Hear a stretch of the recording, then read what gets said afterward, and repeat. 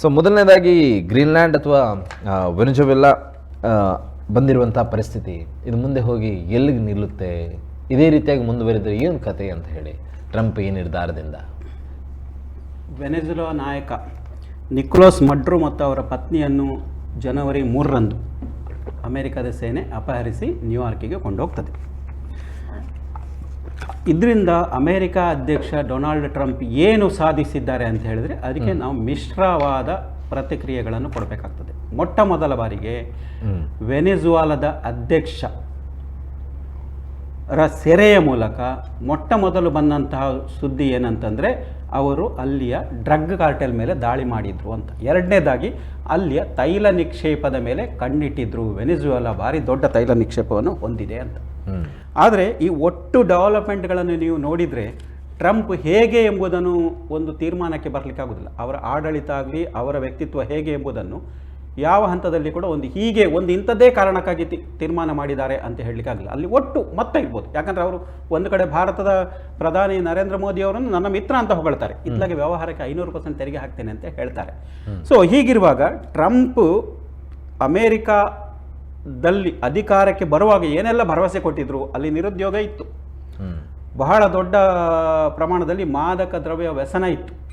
ಆದ್ದರಿಂದ ತಾನು ಕೊಟ್ಟ ಭರವಸೆಯನ್ನು ಈಡೇರಿಸಲಿಕ್ಕೆ, ಅಲ್ಲಿಯ ಸ್ಥಳೀಯರಿಗೆ ಉದ್ಯೋಗ ಒದಗಿಸಲಿಕ್ಕೆ ಇತ್ಯಾದಿ ಅನೇಕ ಕಾರಣಗಳನ್ನು ಮುಂದಿಟ್ಟುಕೊಂಡು ಟ್ರಂಪ್ ಈ ಕೆಲಸ ಮಾಡಿರಬಹುದು. ಈಗ ನಾವು ಒಂದು ಸ್ಥೂಲವಾದ 1-2 ಅಂಶಗಳಲ್ಲಿ ನೋಡಿದರೆ, ಮೊದಲನೇದಾಗಿ ಅವರು ಅಲ್ಲಿಯ ತೈಲ ಸಂಪನ್ಮೂಲಗಳ ಮೇಲೆ ಕಣ್ಣಿಟ್ಟುಕೊಂಡು ಮುಡ್ರೋ ಅವರನ್ನು ಬಂಧಿಸಿದ್ರು ಅಂತ ನಾವು ತರ್ಕಕ್ಕೆ ಹೋದರೆ, ಅವರು ಅಲ್ಲಿಯ ತೈಲ ಸಂಪನ್ಮೂಲದ ಮೇಲೆ ನಿಯಂತ್ರಣ ಸಾಧಿಸಿದ್ದಾರೆ ಅಂತ ಒಪ್ಪಬೇಕು. ಆದರೆ ತೈಲಕ್ಕೆ ಸಂಬಂಧಪಟ್ಟ ಅನೇಕ ತಜ್ಞರು ಹೇಳ್ತಾರೆ, ವೆನೆಜುವೆಲಾದ ಕಚ್ಚಾ ತೈಲ ಇದೆಯಲ್ಲ ಅದು ಎಷ್ಟಿದೆ ಅಂದರೆ ಒಂದು ಅಂದಾಜು ಪ್ರಕಾರ $303 ಬಿಲಿಯನ್ ತೈಲ ಇದೆ ಅಂತೇಳಿ ಒಂದು ಅಂದಾಜು ಮಾಡಿದ್ದಾರೆ ತಜ್ಞರು. ಅಲ್ಲಿ ಅಮೆರಿಕನ್ ಕಂಪನಿಗಳು ಹೂಡಿಕೆ ಮಾಡಿವೆ ಅಂದರೆ ಕಳೆದ 10 ವರ್ಷದಲ್ಲಿ, ಅಂದರೆ ಒಂದು ದಶಕದಲ್ಲಿ ನೀವು ತೈಲವನ್ನು ಸೀದಾ ಹೋಗಿ ಬಾವಿ ತೋಡಿ ತಗೊಳ್ಳಿಕ್ಕೆ ಆಗೋದಿಲ್ಲ. ಅದಕ್ಕೆ ಪರಿಶೋಧನೆ ಆಗಬೇಕು, ಎಲ್ಲಿ ಸಿಗ್ತದೆ ಅಂತೇಳಿ ಸಂಶೋಧನೆ ಆಗಬೇಕು, ಆಮೇಲೆ ಅಲ್ಲಿ ಒಂದು ಅನ್ವೇಷಣೆ ಆಗಬೇಕು, ಆಮೇಲೆ ಆ ತೈಲ ಬಾವಿಗಳ ಅಭಿವೃದ್ಧಿ ಆಗಬೇಕು. ಈ ಹಂತದಲ್ಲಿ ಅಮೆರಿಕದ ತೈಲ ಕಂಪನಿಗಳು ಬಹಳ ದೊಡ್ಡ ಮೊತ್ತದ ಹೂಡಿಕೆಯನ್ನು ಮಾಡಿದ್ದಾವೆ. ಈಗ ವೆನೆಜುವೆಲಾದಲ್ಲಿ ಮತ್ತು ಸೌದಿ ಅರೇಬಿಯಾದ ನೆಕ್ಸ್ಟ್ ವೆನೆಜುವೆಲಾ ಬಿಟ್ಟರೆ ದೊಡ್ಡ ತೈಲ ನಿಕ್ಷೇಪ ಇರುವಂಥದ್ದು ಸೌದಿ ಅರೇಬಿಯಾ. ಅದರದ್ದು ಅಂದಾಜು 267 ಬಿಲಿಯನ್ ಬ್ಯಾರಲ್ ಅಂತೇಳಿ. ಈಗ ನಾವು ವೆನೆಜುವೆಲಾಕ್ಕೆ ಬಂದರೆ, ನೀವು ವೆನೆಜುವೆಲಾದಲ್ಲಿ ಸಿಕ್ಕಿದಂತಹ ಕಚ್ಚಾ ತೈಲವನ್ನು ನೀವು ನೇರವಾಗಿ ಪೆಟ್ರೋಲ್ ಮತ್ತು ಡೀಸೆಲ್ ಆಗಿ ವಿಭಜನೆ ಮಾಡಿ ಮಾರಾಟ ಮಾಡುವಷ್ಟು ಅಷ್ಟು ಸುಲಭದ ಕೆಲಸ ಅಲ್ಲ. ಯಾಕಂದರೆ ಅದರಲ್ಲಿ ಅದು ಹೆಚ್ಚು ದಪ್ಪ ಇದೆ, ಅದರ ಸಾಂದ್ರತೆ ಹೆಚ್ಚಿದೆ ಮತ್ತು ಅದರಲ್ಲಿ ಕೆಲವು ಖನಿಜದ ಅಂಶಗಳಿವೆ ಎಂಬುದು ಕೂಡ ಈಗ ಆನಂತರ ವಿಜ್ಞಾನಿಗಳದನ್ನು ಹೇಳಿದ್ದಾರೆ. ಅಂದರೆ ಎಲ್ಲ ಭಾಗಗಳಲ್ಲೆಲ್ಲ ವೆನೆಜುವೆಲಾದಲ್ಲಿ ಸಮೃದ್ಧವಾದ ತೈಲದಲ್ಲಿ ಈ ಅಂಶಗಳಿವೆ. ಅದನ್ನು ರಿಫೈನ್ ಮಾಡಲಿಕ್ಕೆ, ಶುದ್ಧೀಕರಣ ಮಾಡಲಿಕ್ಕೆ ಸಾಮಾನ್ಯ ತೈಲ ಸಂಸ್ಕರಣಾಗಾರಗಳಿಗೆ ಸಾಧ್ಯ ಆಗಲಿಕ್ಕಿಲ್ಲ. ಆದ್ದರಿಂದ ಅಮೆರಿಕ ಒಂದು ವೇಳೆ ಅಲ್ಲಿಯ ಇಡೀ ತೈಲ ನಿಕ್ಷೇಪವನ್ನು ತಾನು ವಶಕ್ಕೆ ತೆಗೆದುಕೊಂಡ್ರೆ ಅವುಗಳ ಸಂಸ್ಕರಣೆ ಮೇಲೆ ದೊಡ್ಡ ಮೊತ್ತವನ್ನು ಹೂಡಿಕೆ ಮಾಡಬೇಕಾಗ್ತದೆ ಅಂತ. ವೆನೆಜುವೆಲಾದ ಇನ್ನೊಂದು ಅಂಶವನ್ನು ನಾವು ನೋಡುವ. ಅವರ ಏನು ಜಿಯೋ ಪಾಲಿಟಿಕ್ಸ್ ಹೇಗಿದೆ ಎಂಬುದ ಒಂದು ಅಂಶದತ್ತವು ನೋಡುವ. ಅವರು ಈ ದಾಳಿಯ ಮೂಲಕ ಇನ್ನೊಂದು ಅಂಶವನ್ನು ಸಾರಿರಬಹುದು. ಹೇಗೆ ಅಂದರೆ, ಅಮೆರಿಕ ಹೇಳಿದ ಹಾಗೆ ಕೇಳಬೇಕು ನೀವು, ಯಾಕಂದರೆ ನೀವು ನಮ್ಮೊಟ್ಟಿಗೆ ವ್ಯವಹಾರ ಮಾಡಬೇಕು. ಆದ್ದರಿಂದ ಅವರು ಆ ಉತ್ತರ ಗೋಳಾರ್ಧದಲ್ಲಿ ಏನು ಹೆಮಿಸ್ಪಿಯರ್ ಅಂತ ಹೇಳ್ತಾರಲ್ಲ, ಪಶ್ಚಿಮ ಹೆಮಿಸ್ಪಿಯರ್ ಅಂದರೆ ಸೌತ್ ಗೋಳಾರ್ಧದಲ್ಲಿ ನಮ್ಮದೇ ಪ್ರಾಬಲ್ಯ ಇರಬೇಕು ಅಂತ ಹೇಳುವ ಒಂದು ಆಶಯವನ್ನು ಅವರು ಇಟ್ಟಿರ್ಬೋದು. ಹೀಗೆ ಆದರೆ ಏನು ಪ್ರಯೋಜನ ಅಂತ ಕೇಳ್ಬೋದು. ಅಲ್ಲಿ ರಷ್ಯಾದ ಹೂಡಿಕೆ ಇತ್ತು, ಅಲ್ಲಿ ಚೀನಾದ ಹೂಡಿಕೆ ಇತ್ತು. ಹಾಗಾಗಿ ರಷ್ಯಾ ಮತ್ತು ಚೀನಾಕ್ಕೆ ಕೂಡ ಈ ಹಂತದಲ್ಲಿ ರಷ್ಯಾ ಗುರ್ರ ಮಾಡಿದ್ದು ಅಂದರೆ ಸ್ವಲ್ಪ ಅಸಮಾಧಾನ ತೋರಿಸಿದ್ರು, ಚೀನಾ ಅಸಮಾಧಾನ ತೋರಿಸಿದ್ರು. ಈ ಸಂದೇಶದ ಮೂಲಕ ಬಹಳ ವಿಸ್ತಾರವಾದ ಒಂದು ಸಂದೇಶವನ್ನು ಒಂದು ಸೈಲೆಂಟಾಗಿ ಟ್ರಂಪ್ ಕೊಟ್ಟಿದ್ದಾರೆ ಅಂತ ನಾವು ಭಾವಿಸಬೇಕು. ಯಾಕೆ ಹೇಳಿದರೆ, ಅಮೇರಿಕ ವೆನೆಜುವೆಲಾವನ್ನು ವಶಕ್ಕೆ ತೆಗೆದುಕೊಂಡು ಅಲ್ಲಿ ತಾನು ಹೇಳಿದಂತೆ ಕೇಳುವ ಒಂದು ಪಪೆಟ್ ಸರ್ಕಾರವನ್ನು ಈಗಾಗಲೇ ಸ್ಥಾಪಿಸಿದೆ. ಅಲ್ಲಿಯ ಒಂದು ಆಡಳಿತ ವ್ಯವಸ್ಥೆಯನ್ನು ಸ್ಥಾಪಿಸಿದೆ. ಈಗ ಇದೇ ಕೆಲಸವನ್ನು ರಷ್ಯಾ ತನ್ನ ಸುತ್ತಲಿನ ರಾಜ್ಯಗಳನ್ನು ದೇಶಗಳನ್ನು ಕಬಳಿಸಿದರೆ, ಮುಂದೆ ಚೀನಾ ತನ್ನ ಸುತ್ತಲಿನ ದೇಶಗಳನ್ನು ಕಬಳಿಸಿದರೆ, ತಾವು ಆರಂಭದಲ್ಲಿ ಒಂದು ಸಂಶಯವನ್ನು ವ್ಯಕ್ತಪಡಿಸಿದ್ರಿ, ಇಡೀ ಜಗತ್ತಿನಲ್ಲಿ ಮೂರೇ ಇರ್ಬೋದು, ಮೂರೇ ಒಕ್ಕೂಟಗಳು ಅಸ್ತಿತ್ವ ಬರುವುದು. ಅಂದರೆ ಆ ಸಾಧ್ಯತೆಯೂ ಇಲ್ಲ ಅಂತ ಹೇಳಲಿಕ್ಕೆ ಆಗುದಿಲ್ಲ. ಯಾಕೆ ಹೇಳಿದರೆ, ನಮ್ಮಲ್ಲಿ ಕಳೆದ ಶತಮಾನದಲ್ಲಿ ಬದುಕಿದಂಥ ಓಶೋ ರಜನೀಶ್ ಆಚಾರ್ಯ ಅವರು, ಆಚಾರ್ಯ ರಜನೀಶ್ ಅವರು ಕೂಡ ಇಂಥದ್ದೊಂದು ಆ ಕಾಲದಲ್ಲಿ ಕಳೆದ ಶತಮಾನದಲ್ಲಿ ಅವರು ಇಂಥ ಒಂದು ಸುಳಿವನ್ನು ಹೇಳ್ತಾರೆ. ಯಾಕಂದರೆ ಅವರನ್ನು ಅಮೆರಿಕ ಯಾವುದೇ ವಿಚಾರಣೆ ಮಾಡದೆ ಒಳಗಿಡ್ತದೆ, ಅವರ ಆಶ್ರಮಗಳನ್ನು ಡೆಮಾಲಿಷ್ ಮಾಡಿಬಿಡ್ತದೆ. ಇಂಥದ್ದೆಲ್ಲ ನಡೆದಾಗ ಅಮೇರಿಕಾದಂತಹ ಸಾಮ್ರಾಜ್ಯಶಾಹಿ ಶಕ್ತಿಗಳು ಮುಂದೆ ಭವಿಷ್ಯದಲ್ಲಿ ಒಂದು ವಿಶ್ವ ಸರ್ಕಾರ ಸ್ಥಾಪನೆ ಆದರೆ ಅದು ಒಳ್ಳೆಯದು ಅಂತ ಕೂಡ ಅವರು ಹೇಳ್ತಾರೆ. ಆ ಅಭಿಪ್ರಾಯಕ್ಕೆ ಭೇದ ಇರ್ಬೋದು. ಯಾಕೆ ಹೇಳಿದರೆ ಅವರು ಆ ಕಾರಣ ಕೊಡ್ತಾರೆ. ಯಾಕೆಂದರೆ ಯುದ್ಧಗಳು ನಡೆಯುವುದಿಲ್ಲ, ಒಂದು ದೊಡ್ಡ ಒಕ್ಕೂಟ ರಚನೆ ಆಗ್ತದೆ, ಸೈನಿಕರ ಮೇಲೆ ಹೊರೆ ಇಲ್ಲ, ಸೈನಿಕ ವೆಚ್ಚ ಕಡಿಮೆ ಆಗ್ತದೆ, ಸೈನಿಕರು ಪರಸ್ಪರ ಹೋರಾಡಿ ಮಡಿಯುವುದಿಲ್ಲ ಅಂತ. ಇದು ಹೈಪಥಿಸಿಸ್, ಆದರೆ ಆಗಲಿಕ್ಕಿಲ್ಲ ಅಂತ ಹೇಳಲಿಕ್ಕಿಲ್ಲ. ಆದರೆ ಇವತ್ತಿನ ಯುದ್ಧ ಹೇಗೆ ಆಗಿದೆ ಅಂದರೆ ಅದು ಬೇರೆ ಬೇರೆ ರಾಸಾಯನಿಕ ಅಸ್ತ್ರಗಳಿಂದ ಬಂದಿದೆ. ಇನ್ನು ಮುಂದೆ ಬಹುಶಃ ಆರ್ಟಿಫಿಷಿಯಲ್ ಇಂಟೆಲಿಜೆನ್ಸ್ನಲ್ಲಿ ಬಹುಶಃ ಕೃತಕ ಸೈನಿಕರೇ ಹೋರಾಡೋ ಪರಿಸ್ಥಿತಿ ಬರ್ಬೋದು. ಈ ವೆನಿಜುವೆಲಾ ಮೇಲೆ ಯುದ್ಧ ಮಾಡಿದಾಗ ಈಗ ಏನು ಬರ್ತಾ ಇದೆ, ಸೈನಿಕರು ಹೇಳ್ತಿದ್ದಾರೆ ನಮಗೆ ಮೂಗಿಗೆ ಏನೋ ಹೋದಾಗೆ ಆಯಿತು, ತಲೆ ಸುತ್ತಿದ್ದಾಗೆ ಆಯಿತು, ವಾಂತಿ ಬಂತು, ಕಣ್ಣು ಕಾಣಲಿಲ್ಲ ಅಂತ. ಯಾವುದೇ ಯುದ್ಧದ ಕಾರ್ಯಾಚರಣೆಯಲ್ಲಿ ಇದು ಹೀಗೇ ನಡೆದಿದೆ, ಇದಮಿತ್ತಂ ನಡೆದಿದೆ ಅಂತೇಳಿ ಹೇಳಲಿಕ್ಕೆ ಸಾಧ್ಯ ಇಲ್ಲ. ಯಾಕೆ ಹೇಳಿದರೆ, ನಮ್ಮ ಸಿಂಧೂರ ಕಾರ್ಯಾಚರಣೆಯ ಅನೇಕ ಅಂಶಗಳು ಕಾಲಕ್ರಮೇಣ ಹೊರಗೆ ಬಂತು. ಅದರ ಸೇನಾಧಿಕಾರಿಗಳು, ಅದರಲ್ಲಿ ಪಾಲ್ಗೊಂಡವರು, ಹೀಗೆ ಮಾತಾಡ್ತಾ ಒಂದೊಂದೇ ವಿಷಯಗಳು ಶ್ರುತಗೊಂಡು ಆ ಕ್ಷಣಕ್ಕೆ ನಿಮಗೆ ಎಲ್ಲ ಮಾಹಿತಿಗಳು ಗೊತ್ತಾಗಲಿಲ್ಲ ಕಾರ್ಯಾಚರಣೆ ಹೇಗೆ ನಡೀತು ಅಂತ. ಹಾಗಾಗಿ ಒಂದು ಸೇನಾ ಕಾರ್ಯಾಚರಣೆ ಇದು ಹೀಗೇ ನಡೆದಿದೆ ಅಂತ ಹೇಳಲಿಕ್ಕೆ ಸಾಧ್ಯ ಇಲ್ಲ. ಅದನ್ನು ಮುಂದೆ ಯಾರಾದರೂ ಆ ಸೇನಾ ಕಾರ್ಯಾಚರಣೆ ಪಾಲ್ಗೊಂಡ ಮುಖ್ಯಸ್ಥರು ಅವರ ಆತ್ಮಚರಿತ್ರೆ ಬರೆದಾಗಲೂ ಇನ್ನೆಲ್ಲಾದರೂ ಗೊತ್ತಾಗಬಹುದು. ಟ್ರಂಪ್ ಒಂದು ಭೂಖಂಡದಲ್ಲಿ ಅಂದರೆ ಆ ಭೂಗೋಳದ ಆ ಭಾಗದಲ್ಲಿ ತನ್ನ ಪ್ರಾಬಲ್ಯವನ್ನು ಸ್ಥಾಪಿಸಲಿಕ್ಕೆ ಹೊರಟಿದ್ದಾರೆ. ಇದು ಜನ ಹೊರಟಿದ್ದಾರೆ ಅಂತ ಹೇಳಲಿಕ್ಕೆ ನಾವು ಇನ್ನೂ ಅದಕ್ಕೆ ಪೂರಕವಾದ ಅಂಶಗಳನ್ನು ಕೊಡ್ಬೋದು ಅಂತ ಹೇಳಿದರೆ, ಜನವರಿ 3ರಂದು ನಡೆದ ಕಾರ್ಯಾಚರಣೆ ಅವರ ದೃಷ್ಟಿಯಲ್ಲಿ ಬಹಳ ಯಶಸ್ವಿ ಆಗಿದೆ. ಆನಂತರ ಅವರು ಕ್ಯೂಬಾದ ವಿರುದ್ಧ ಮಾತಾಡಿದ್ದಾರೆ, ಕೊಲಂಬಿಯಾ ವಿರುದ್ಧ ಮಾತಾಡಿದ್ದಾರೆ, ಮೆಕ್ಸಿಕೋ ವಿರುದ್ಧ ಮಾತಾಡಿದ್ದಾರೆ, ಡ್ಯಾನಿಷ್ ಜನರ ಪ್ರಾಬಲ್ಯ ಇರುವ ಡೆನ್ಮಾರ್ಕಿನ ಸ್ವತಂತ್ರ ಪ್ರದೇಶ ಗ್ರೀನ್ಲ್ಯಾಂಡಿನ ಮೇಲೂ ಕಣ್ಣು ಹಾಕಿದ್ದಾರೆ. ಅಂದರೆ ಅಷ್ಟೂ ಪ್ರದೇಶಗಳ ಮೇಲೆ ಅವರು ಅಮೆರಿಕದ ಪ್ರಭಾವವನ್ನು ವಿಸ್ತರಿಸಲಿಕ್ಕೆ ಹೊರಟಿದ್ದಾರೆ. ಇವತ್ತು ಇರಾನ್ನ ಹತ್ರವೂ ಬಂದಿದ್ದಾರೆ. ಇವತ್ತು ಇರಾನ್ನಲ್ಲಿರುವ ದಂಗೆಗೆ ಅವರ ಬೆಂಬಲ ಇದೆ ಅಂತ ಹೇಳುವ ಒಂದು ಮಾತು ಇದೆ, ಕೇಳಿ ಬರ್ತಾ ಇದೆ ಇರ್ಬೋದು. ಇವತ್ತು ಅಲ್ಲಿ ಏನಾಗಿದೆ ನೋಡಿ, ಖಮೇನಿ ಅಲ್ಲಿ ದಂಗೆಯಿಂದ ಸುಮಾರು ಅಧಿಕೃತ ಅಂಶಗಳ ಪ್ರಕಾರ 500ಕ್ಕಿಂತ ಹೆಚ್ಚು ಮಂದಿ ಆ ಹಿಂಸಾ ದಂಗೆಯಲ್ಲಿ ಸತ್ತಿದ್ದಾರೆ. ಸುಮಾರು 10,000ಕ್ಕಿಂತ ಹೆಚ್ಚು ಮಂದಿ ಗಾಯಗೊಂಡಿದ್ದಾರೆ. ಇವತ್ತು ಸಂಜೆಯ ಮಾಹಿತಿಯ ತನಕ ಇರಾನ್ನಲ್ಲಿ ವೈದ್ಯಕೀಯ ಸವಲತ್ತಿನ ಮೇಲೆ ಭಾರಿ ಒತ್ತಡ ಆಗಿ ಗಾಯಾಳುಗಳನ್ನು ಚಿಕಿತ್ಸೆ ಮಾಡಲಿಕ್ಕೆ ವೈದ್ಯಕೀಯ ಸಿಬ್ಬಂದಿ ಇಲ್ಲದ ಹಾಗೆ ಆಗಿದೆ.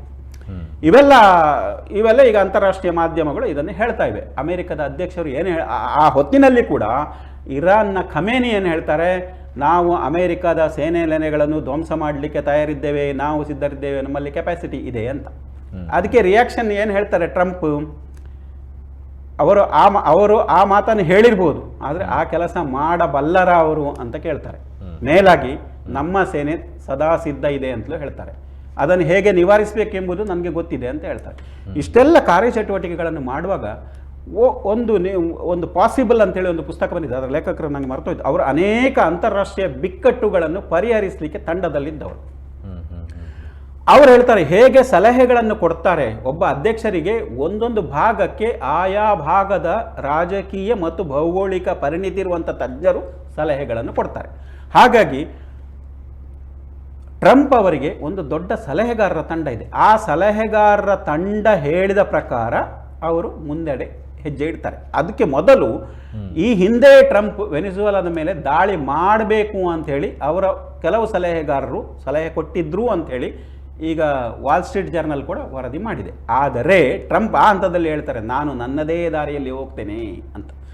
ಆಗ ಅವರು ವೆನಿಜುವೆಲಾದ ಅಧ್ಯಕ್ಷ ಮಡುರೋ ಅವರನ್ನು ಮನವೊಲಿಸಲಿಕ್ಕೆ ಬಹಳ ಪ್ರಯತ್ನ ಮಾಡ್ತಾರೆ. ಇಲ್ಲಿ ಪ್ರಶ್ನೆ ಬಂದಿರುವುದು ಏನಂತಂದರೆ, ವೆನಿಜುವೆಲಾ ಒಂದು ಹಂತದ ತನಕ ಏನೇ ಮಾಡಿದರೂ ಅವರು ಸಹಿಸ್ತಿದ್ರು ಏನು?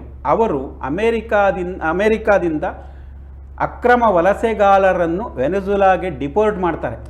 ವಿಮಾನಗಳಲ್ಲಿ ಕಳಿಸ್ತಾರೆ. ಅಲ್ಲಿ ವಿಮಾನ ಇರಲಿಕ್ಕೆ ಬಿಡುವುದಿಲ್ಲ. ಅಂದಿನಿಂದ ಅಮೆರಿಕದ ನಡುವೆ ಮತ್ತು ವೆನಿಜುವೆಲಾದ ಮೇಲೆ ಒಂದು ಸಣ್ಣ ಪ್ರಮಾಣದ ಘರ್ಷಣೆ ಆಗ್ತದೆ. ಒಂದು ಹಂತದಲ್ಲಿ ಒಂದು ಒಪ್ಪಂದ ಆದ ಮೇಲೆ ಅವರು ಒಪ್ಪಿಕೊಳ್ತಾರೆ, ನೀವು ಬಿಡಿ ಅಂತೇಳಿ ಕೂಡ ಆಗ್ತದೆ.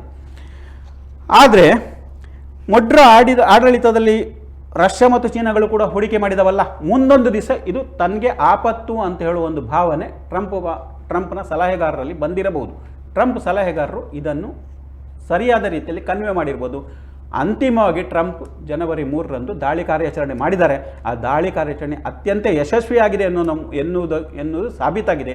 ಒಂದು ಗಮನಿಸಬೇಕು, ನಮ್ಮ ಭಾರತಕ್ಕೆ ಇರುವಷ್ಟು ಚರಿತ್ರೆಯ ಭಾರ ಅಮೆರಿಕಕ್ಕೆ ಇಲ್ಲ. ಅಮೆರಿಕ ಹೋದ ಹೇಗೆ ಅಂದರೆ, ಅಮೆರಿಕ ದೇಶವೇ ವಲಸೆಗಾರರ ದೇಶ. ಅದರ ಹೆಸರು ಬಂದಿದ್ದು ಇಟಲಿಯ ಅಮೆರಿಕೋ ವಿಸ್ಪುಸಿ ಅಂತ ಹೇಳುವ ಆ ಖಂಡವನ್ನು ಅದರ ಅಕ್ಷಾಂಶ ರೇಖಾಂಶ ಸಹಿತ ದಾಖಲು ಮಾಡಿದ್ರಿಂದ ಅದಕ್ಕೆ ಅಮೆರಿಕೆ ಅಂತ ಹೆಸರಿಟ್ಟಿದ್ದಾರೆ. ಅದನ್ನು ಕಂಡು ಹುಡುಕಿದವ ಹಿಂದೆ ಬೇರೆ ಬೇರೆ ಭಾಗಗಳನ್ನು ಬೇರೆ ಬೇರೆ ಅನ್ವೇಷಕರು ಕಂಡು ಹುಡುಕಿರ್ಬೋದು. ಬಟ್ ಇಡೀ ಅದನ್ನು ಅಕ್ಷಾಂಶ ರೇಖಾಂಶ ಸಹಿತ ಗುರುತಿಸಿದ ಅಮೆರಿಕೋ ವೆಸ್ಪುಸಿ, ಅದರಿಂದ ಇಟಲಿಯವ, ಅದರಿಂದ ಅದಕ್ಕೆ ಅಮೆರಿಕ ಬಂದಿದೆ. ಅದು ಕೂಡ ಕ್ರಾಂತಿಯಲ್ಲೇ ಮೂಡಿವಂಥದ್ದು. ಫ್ರೆಂಚರ ವಿರುದ್ಧ ಹೋರಾಟ ಮಾಡಿದ್ದಾರೆ, ತಮ್ಮ ತಾಯ್ನಾಡು ಬ್ರಿಟಿಷರ ವಿರುದ್ಧ ಹೋರಾಟ ಮಾಡಿದ್ದಾರೆ.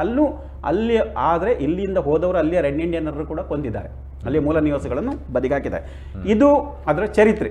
ಅದರ ಮೊದಲ ದಂಡನಾಯಕ ಯಾರು ಬರ್ತಾನೆ, ಅದು ಸ್ವತಂತ್ರ ಆಗುವಾಗ ಜಾರ್ಜ್ ವಾಷಿಂಗ್ಟನ್. ಅವನು ಹೇಳ್ತಾನೆ, ಅವನ ಸೇನೆ ಹೇಗಿತ್ತು, ಆ ಸೇನೆಯನ್ನು ನಾವು ಇವತ್ತಿನ ಸೇನೆಗೆ ತುಲನೆ ಮಾಡುವ. ಆ ಸೇನೆ ಹೇಗಿತ್ತು? ಕೃಷಿ ಕಾರ್ಮಿಕರನ್ನು ಒಟ್ಟು ಮಾಡಿ ಹೋರಾಡಿದ ಸೇನೆ ಅದು. ಬೂಟ್ ಇರಲಿಲ್ಲ, ಶಿಸ್ತಿರಲಿಲ್ಲ, ಏನಿರಲಿಲ್ಲ. ಸುಗ್ಗಿ ಬಂತಂದರೆ ಇವನ ಸೇನೆ ಅರ್ಧಕ್ಕರ್ಧ ಕರಗಿ ಹೋಗ್ತಿತ್ತು. ಆ ಶಿಸ್ತಿನ ಸೇನೆ ಅಂತೇಳಿ ಜಾರ್ಜ್ ವಾಷಿಂಗ್ಟನ್ನೇ ಹೇಳ್ತಿದ್ದ. ಅಂದಿನಿಂದ 17ನೇ ಶತಮಾನ, 16-17ನೇ ಶತಮಾನದ ನಂತರ ಒಂದು 2-3 ಶತಮಾನಗಳಲ್ಲಿ ಅಮೆರಿಕ ತನ್ನ ಶೌರ್ಯವನ್ನು ವಿಶ್ವಕ್ಕೆ ಹೇಗೆ ಸಾದರಪಡಿಸಿತು? ಯಾವುದರಲ್ಲಿ ಅದು ಕಮ್ಮಿ ಇದೆ? ವಿಜ್ಞಾನದಲ್ಲಿ ಕಮ್ಮಿ ಇದೆಯಾ? ವೈದ್ಯಕೀಯದಲ್ಲಿ ಕಮ್ಮಿ ಇದೆಯಾ? ಅಂದರೆ ಅದು ಒಂದು ಪ್ರತಿಭೆಯ ಎಲ್ಲ ಕಡೆಯ ಬ್ರೈನ್, ಅಂದರೆ ಪ್ರತಿಭಾ, ಆಯಾ ದೇಶಗಳು ನಮ್ಮ ದೇಶಗಳಿಂದ ಪ್ರತಿಭಾ ಪಲಾಯನ ಆಗ್ತಿದೆ ಅಂತೇಳಿ ಹೇಳುವಾಗ ಹೀಗೆ ಪಲಾಯನದ ಪ್ರತಿಭೆಗಳನ್ನು ಅದು ಪೋಷಿಸಿತು, ಅವಕಾಶ ಕೊಟ್ಟಿತ್ತು, ಮತ್ತು ಇವತ್ತದು ಜಗತ್ತಿನ ಮುಂಚೂಣಿ ರಾಷ್ಟ್ರವಾಗಿದೆ. ಅಮೆರಿಕ ಹಾದು ಬಂದ ಹಾದಿಯನ್ನು ನೋಡುವಾಗ ಅಮೆರಿಕ ಸುಮ್ಮನೆ ಇಷ್ಟು ದೊಡ್ಡ ರಾಷ್ಟ್ರ ಆಗಲಿಲ್ಲ, ಇಷ್ಟು ಬಲಿಷ್ಠ ರಾಷ್ಟ್ರ ಆಗಲಿಲ್ಲ. ಅದರಲ್ಲಿ ಸತತ ಪ್ರಯತ್ನಗಳಿವೆ, ಅನೇಕ ಪ್ರತಿಭೆಗಳಿವೆ. ಓಕೆ, ಬಟ್ ಈ ವಿಚಾರವನ್ನು ನೋಡ್ತಾ ಹೋದರೆ, ಅಂದರೆ ಒಂದು ದೇಶದ ವಿರುದ್ಧ ಧಮಕಿ ಹಾಕು, ನಂತರ ಆ ದೇಶವನ್ನು ದರೋಡೆ ಮಾಡುವಂಥದ್ದು, ಇದು ಎಷ್ಟರ ಮಟ್ಟಕ್ಕೆ ಸರಿ ಅಂತ ಅನಿಸ್ತಾ ಇದೆ? ಅಂದರೆ ಈಗ ಎಕ್ಸಾಂಪಲ್ ಭಾರತನೇ ಮುಂದಿನ ದಿವಸಗಳಲ್ಲಿ ನೋಡೋದಾದರೆ ಪಕ್ಕದಲ್ಲಿ ಬಾಂಗ್ಲಾದೇಶ ಇದೆ, ಕೆಳಗಡೆ ನೋಡೋದಾದರೆ ಶ್ರೀಲಂಕಾ ಇದೆ. ಹಾಗಂತ ಹೇಳಿ ಆ 2 ದೇಶಗಳು ನಮ್ಮ ದೇಶಕ್ಕಿಂತ ತುಂಬಾ ಚಿಕ್ಕದು ಅಥವಾ ವಿಸ್ತೀರ್ಣ ಕಡಿಮೆ ಇದೆ ಅಂತ ಹೇಳಿ ಆ ದೇಶವನ್ನು ನಮ್ಮ ತೆಕ್ಕೆಗೆ ಅಥವಾ ಅದರಿಂದ ನಮಗೇನೋ ಸಂಪನ್ಮೂಲಗಳು ಸಿಗುತ್ತೆ ಅನ್ನುವಂಥ ಒಂದು ಕಾರಣಕ್ಕೋಸ್ಕರ ಅದನ್ನು ನಮ್ಮ ತೆಕ್ಕೆಗೆ ಎಳೆದುಕೊಳ್ಳುವಂಥದ್ದು, ಇದು ಅಂತಾರಾಷ್ಟ್ರೀಯ ಸಮುದಾಯ ಇದಕ್ಕೆಲ್ಲ ಒಪ್ಪುತ್ತಾ? ಭಾರತ ಒಂದು ವೇಳೆ ಮುಂದಿನ ದಿವಸಗಳಲ್ಲಿ ಅದನ್ನು ಮಾಡಿದರೆ ಅಂತಾರಾಷ್ಟ್ರೀಯ ಸಮುದಾಯ ಒಪ್ಪುತ್ತಾ? ಅಥವಾ ಈಗ ಮಾಡ್ತಾ ಇರುವಂಥ ಈ ವೆನಿಜುವೆಲಾ ಆಗಿರ್ಬೋದು ಅಥವಾ ಗ್ರೀನ್ಲ್ಯಾಂಡ್ ವಿಚಾರಕ್ಕೆ ಸಂಬಂಧಪಟ್ಟಂತೆ ಯಾರು ಮಾತಾಡ್ತಾ ಇಲ್ಲ ಅಂತ ಹೇಳಿ? ಮುಖ್ಯವಾಗಿ ತಾವು ಹೇಳಿದರೆ ಭಾರತ ಮೊದಲಿನಿಂದಲೂ ಕೂಡ ತಟಸ್ಥ ನಿಲುವನ್ನು ತಳೆದುಕೊಂಡು ಬಂದಿದೆ. ನೆಹರು ಕಾಲದಿಂದಲೂ ಅದು ಅಲಿಪ್ತ ರಾಷ್ಟ್ರ ಅಂತೇಳಿ ಘೋಷಿಸಿಕೊಂಡು ಬಂದಿದೆ.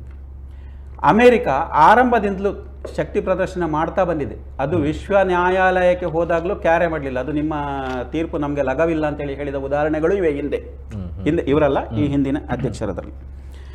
ಪಶ್ಚಿಮ ಪೆಸಿಫಿಕ್ನಲ್ಲಿ ಅದು ಅಮೆರಿಕ ತನ್ನ ಹಿತಾಸಕ್ತಿಗಳ ಜೊತೆ ರಾಜಿ ಮಾಡಿಕೊಳ್ಳಬಹುದು ಅಂತ ಒಂದು ಸಂಶಯ ಚೀನಾಕ್ಕೆ ಇತ್ತು. ಇಂಥದ್ದೇ ಲೆಕ್ಕಾಚಾರ ರಷ್ಯಾಕ್ಕೂ, ಅಂದರೆ ಮಾಸ್ಕೋಗೂ ಒಂದಿತ್ತು. ಹೇಗೆ ಅಂತ ಹೇಳಿದರೆ, ಇವತ್ತು ಹೆಚ್ಚು ಕಮ್ಮಿ ರಷ್ಯಾ ಮತ್ತು ಉಕ್ರೇನ್ ಯುದ್ಧ ಹೆಚ್ಚು ಕಮ್ಮಿ ಅದು ಶುರುವಾದನಿಂದ 4 ವರ್ಷ ತನಕ ಆಗ್ತಾ ಬಂತು. ಇವತ್ತಿಗದು ಗೆಲುವು ಯಾರಿಗೆ ಅಂತ ಆಗಲಿಲ್ಲ. ರಷ್ಯಾದ ಪುಟಿನ್ರಿಗೆ ಸಂಶಯ ಇತ್ತು. ಸಂಶಯ ಅಲ್ಲ, ಕೆಲವು ಅಂಶಗಳ ಬಗ್ಗೆ ಖಚಿತವಾಗಿಯೂ ಗೊತ್ತಿದೆ. ಉಕ್ರೇನಿಗೆ ಅಮೆರಿಕ, ಅವರ ಅಮೆರಿಕದ ಅಧ್ಯಕ್ಷರ ಸಭೆಯಿಂದ ಎದ್ದು ಹೋದರೂ ಸಹ ಅಲ್ಲಿ ಉಕ್ರೇನಿಗೆ ಸ್ವಲ್ಪ ಮಟ್ಟಿಗೆ ಅಮೆರಿಕದ ಅಭಯ ಇತ್ತು ಅಥವಾ ಇದೆ ಎಂಬ ಸಂಶಯ ರಷ್ಯಾಕ್ಕೆ ಇದೆ. ಈಗ ಇಲ್ಲಿ ಯಾರು ಏನು ಲಾಭವನ್ನು ಮಾಡ್ತಿದ್ದಾರೆ ಅಂತ ಹೇಳಿದರೆ, ವೆನೆಜುವೆಲಾ ಆರಂಭದಲ್ಲಿ ಬಂದ ಪ್ರಶ್ನೆ ಹೇಳಿದ್ರೆ, ವೆನೆಜುವೆಲಾವನ್ನು ನೀವು ತಗೊಂಡ್ರಿ, ಅದೇ ರೀತಿ ಉಕ್ರೇನ್ ನಮ್ಮ ಸಮಸ್ಯೆ ಬಗೆಹರಿದ್ರೆ ರಷ್ಯಾದ ಸಮಸ್ಯೆಯನ್ನು ಬಗೆಹರಿತಲ್ಲ ಅಂತ ಹೇಳೋ ಒಂದು ಚಿಂತನೆ ಪುಟಿನ್ರಲ್ಲಿ ಇರ್ಬೋದು. ಚೀನಾಕ್ಕೆ ಅದು ಈಗ ಜನಸಂಖ್ಯೆಯ ಭಾರದಿಂದ ನಲುಗುವುದು, ಅಲ್ಲಿ ಉತ್ಪಾದನೆ ಇತ್ಯಾದಿಗಳೆಲ್ಲ ಇರುವಾಗ ಅದು ಅದರದ್ದೇ ಆದ ಸಮಸ್ಯೆಗಳಲ್ಲಿದೆ. ಈ ಹಂತದಲ್ಲಿ ಚೀನಾಕ್ಕೆ ಕೂಡ ತನ್ನ ಸಾಮ್ರಾಜ್ಯವಾದವನ್ನು ವಿಸ್ತರಿಸಬಹುದಲ್ಲ ಒಂದು ಚಿಂತನೆ ಮಾಡಲಿಕ್ಕೆ ಈ ವೆನಿಜುವೆಲಾ ಅವಕಾಶ ಮಾಡಿಕೊಟ್ಟಿದೆ. ತಾವು ಹೇಳಿದ್ದು, ಭಾರತ ತನ್ನ ತನ್ನ ನೆರೆಹೊರೆಯ ರಾಷ್ಟ್ರಗಳನ್ನು ಕಬಳಿಸ್ಬೋದಾ ಅಂತ. ಬಹುಶಃ ನಾವು ನಮ್ಮ ಸಂವಿಧಾನದಲ್ಲಿ ಅದಕ್ಕೆ ಅವಕಾಶ ಇಲ್ಲ. ಮತ್ತು ವಿಶ್ವಸಂಸ್ಥೆಯ ಭದ್ರತಾ ಮಂಡಳಿಯಲ್ಲಿ ನಾವು ಸದಸ್ಯತ್ವಕ್ಕೆ ಪ್ರಯತ್ನ ಮಾಡ್ತಾ ಇದ್ದೇವೆ. ವಿಶ್ವಸಂಸ್ಥೆಯ ಅನೇಕ ಸಂಘಟನೆಗಳು ಹೊಸದಾಗಿ ಪುನರ್ರಚನೆಗೊಳ್ಬೇಕು ಅಂತ ಹೇಳಿ ನಮ್ಮ ಆಗ್ರಹ ಇದೆ, ದೇಶದ ಆಗ್ರಹ ಇದೆ. ಮತ್ತು ನಮ್ಮ ದೇಶದ ಹೇಗಿದೆ ಅಂದರೆ ನೆರೆಹೊರೆಯವರು ಮೊದಲು, ನೈಬರ್ಸ್ ಫಸ್ಟ್ ಅಂತ ಹೇಳೋದು ನಮ್ಮ ದೇಶದ ಇದುವರೆಗಿನ ನೀತಿಯಾಗಿದೆ. ಮತ್ತು ನಮ್ಮ ಸೇನೆ ಇದುವರೆಗಿನ ಚರಿತ್ರೆಯಲ್ಲಿ ಯಾವತ್ತೂ ಆಕ್ರಮಣಕಾರಿಯಾಗಿ ಹೋರಾಟದಿಲ್ಲ. ಅದಕ್ಕೆ ಬೇರೆ ನಮ್ಮ ವಿರೋಧಿಗಳು ಹೇಳ್ಬೋದು ನಿಮ್ಮ ಹತ್ರ ಸೈನ್ಯ ಬಲ ಇಲ್ಲ ಅಂತ. ಆಂಶಿಕವಾಗಿ ಸತ್ಯ ಇರ್ಬೋದು. ಇವತ್ತು ಚೀನಾ ತಂತ್ರಜ್ಞಾನವನ್ನು ಸರಿಗಟ್ಟುವಷ್ಟು ಭಾರತದ ಮಿಲಿಟರಿ ತಂತ್ರಜ್ಞಾನ ಇರಲಿಕ್ಕಿಲ್ಲ. ಅದನ್ನು ಆಕ್ರಮಿಸಿಕೊಳ್ಳುವಷ್ಟು ಪ್ರಬಲವಾದ ತಂತ್ರಜ್ಞಾನ ನಮ್ಮಲ್ಲಿ ಇರಲಿಕ್ಕಿಲ್ಲ. ಆದರೆ ಇತ್ತೀಚಿನ ಯುದ್ಧಗಳಲ್ಲಿ ಚೀನಾದ ಅನೇಕ ಶಸ್ತ್ರಾಸ್ತ್ರಗಳು ವಿಫಲ ಆದವು ಅಂತ ಈಗ ವರದಿ ಬರ್ತಾ ಇದೆ. ವೆನೆಜುವೆಲಾದಲ್ಲಿ ಕೂಡ ಇದ್ದದ್ದು ಚೀನಾದ ಮತ್ತು ರಷ್ಯಾದ ಅಸ್ತ್ರಗಳು ಅಂತ. ಅದು ಬೇರೆ ವಿಷಯ, ಶಸ್ತ್ರಾಸ್ತ್ರಗಳಿಗೆ ಸಂಬಂಧಪಟ್ಟ. ಆದರೆ ಭಾರತ ತನ್ನ ಅಹಿಂಸಾ ಪರಮಧರ್ಮ ಮತ್ತು ಸರ್ವೇ ಜನ ಸುಖಿನೋ ಭವಂತು ತತ್ವವನ್ನು ಪದೇ ಪದೇ ಹೇಳ್ತಿರೋದ್ರಿಂದ ಭಾರತ ಆ ಸಾಧ್ಯತೆಗೆ ಹೋಗಲಾರದು. ಆದರೆ ಈ ವಿದ್ಯಮಾನ ಚೀನಾದಿಂದಾಗಿ ಭಾರತಕ್ಕೆ ಅಪಾಯ ತರುವ ಒಂದು ಸಿದ್ಧಾಂತ ಮಂಡನೆಗೆ ಕಾರಣ ಆಗಲಿಕ್ಕಿಲ್ಲ ಅಂತ ಹೇಳಲಿಕ್ಕೆ ಸಾಧ್ಯ ಇಲ್ಲ. ಅಂದರೆ ಆ ರೀತಿಯ ಒಂದು ಎಂಕ್ರೋಚ್ಮೆಂಟಿಗೆ ಒಂದು ನೀವು ಅಲ್ಲಿ ಮಾಡಿದರೆ ನಾವಿಲ್ಲಿ ಮಾಡಿದರೆ ಏನು ತಪ್ಪು ಅಂತ ಹೇಳೋದು ಪ್ರಶ್ನೆ ಬರ್ಬೋದು. ಯಾಕಂದರೆ ಆಗ ನೀವು ಅಂತಾರಾಷ್ಟ್ರೀಯ ಗಡಿ ವಿವಾದಕ್ಕೆ ಹೋಗಬೇಕು. ಅವರು ಮುಂದೆ ಬಂದಾಗೆ ಗಡಿ ವಿವಾದ ಅಂತಾರಾಷ್ಟ್ರೀಯ ಆಗ್ತಾ ಹೋಗ್ತದೆ. ನಮ್ಮ ಎರಡು ದೇಶಗಳ ನಡುವಿನ ಸಮಸ್ಯೆಯಾಗಿ ಉಳಿಯುವುದಿಲ್ಲ. ನೀವು ಪುನಃ ವಿಶ್ವಸಂಸ್ಥೆಗೆ ಹೋಗ್ತೀರಿ. ಅಮೆರಿಕ ಹಿಂದೆ ಹೇಳಿದಲ್ಲ, ನಮ್ಮ ವಿಶ್ವಸಂಸ್ಥೆ ವಿಶ್ವ ನ್ಯಾಯಾಲಯಕ್ಕೆ ಹೋದಾಗ ವಿಶ್ವ ನ್ಯಾಯಾಲಯದಲ್ಲಿ ಬಹಳ ಕೊಲಂಬಿಯಾ ಅಂತ ಕಾಣ್ತದೆ, ನನ್ನ ನೆನಪು ಸರಿ ಇದ್ರೆ, ಅಮೆರಿಕದ ನ್ಯಾಯಾಧೀಶರೇ ಇದ್ರು. ಆಗ ಅವರು ಹೇಳ್ತಾರೆ, ಇಲ್ಲ ಅದು ಅಮೆರಿಕ ಮಾಡಿದ ಕಾರ್ಯಾಚರಣೆ, ಸೇನಾಧಿಕಾರಿಗಳು ಮಾಡಿದ ಕಾರ್ಯಾಚರಣೆ ಸರಿ ಇಲ್ಲ ಅಂತ ಹೇಳ್ತಾರೆ. ಆದರೆ ಆಗ ಅಧ್ಯಕ್ಷರಾಗಿದ್ದವರು ಅದನ್ನು ಒಪ್ಪುವುದಿಲ್ಲ. ನಾವು ವಿಶ್ವ ನ್ಯಾಯಾಲಯದ ತೀರ್ಪನ್ನು, ಜಾಗತಿಕ ನ್ಯಾಯಾಲಯದ ತೀರ್ಪನ್ನು ಒಪ್ಪಬೇಕಾಗಿಲ್ಲ ಅಂತ ಹೇಳ್ತಾರೆ. ಹಾಗಾಗಿ ಅಮೆರಿಕ ಈಗ ಇಟ್ಟಿರುವ ನಡೆ ಜಾಗತಿಕ ಶಾಂತಿಯ ದೃಷ್ಟಿಯಿಂದ ಸರಿಯಾದದ್ದು ಅಲ್ಲ.